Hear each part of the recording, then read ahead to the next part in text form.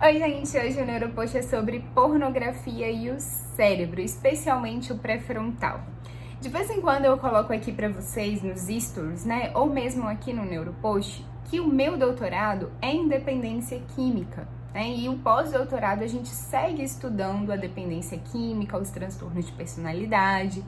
E na escrita, no estudo, no aprofundamento da dependência, nós estudamos todas as dependências. Então, especialmente, eu estudei dependência a álcool e crack, porém a gente passa pela dependência alimentar, a dependência a games e a dependência a sexo. E essas dependências, gente, como eu sempre comento aqui, elas inibem o pré-frontal. Muitas vezes podem chegar a gerar morte desses neurônios do pré-frontal.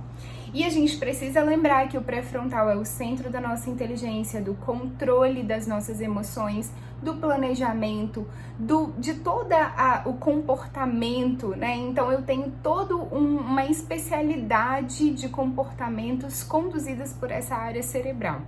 Controle da impulsividade, planejamento a longo prazo, raciocínio, foco, memória, concentração.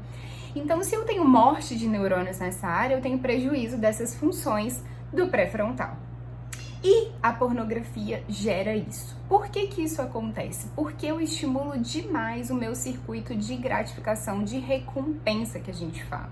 Esse circuito de recompensa, gente, ele começa lá nas nossas regiões límbicas, lá no núcleo accumbens, lá na área tegmental ventral e suas projeções para o pré-frontal.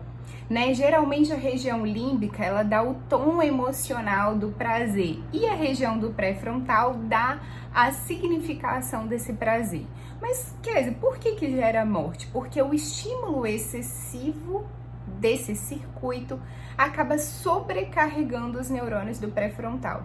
Então, esse tipo de ativação, hiperativação, acaba que a longo prazo gera morte desses neurônios. E essa pessoa precisa usar cada vez mais a substância ou praticar cada vez mais sexo para ter o mesmo prazer que ela tinha antes, porque os circuitos estão enfraquecidos, estão muito fragilizados. Tá certo, gente? Como que a gente trata esses pacientes? A gente precisa mudar o estilo de vida, a gente precisa, de fato, tirar esse tipo de comportamento ou tornar ele mais equilibrado.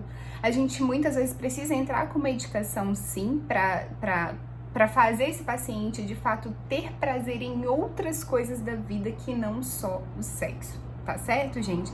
Então, a pornografia, ela afeta, sim, o cérebro da mesma forma que o crack. E essa é uma pergunta que sempre me fazem e por isso me motivou a fazer esse vídeo. Tá certo?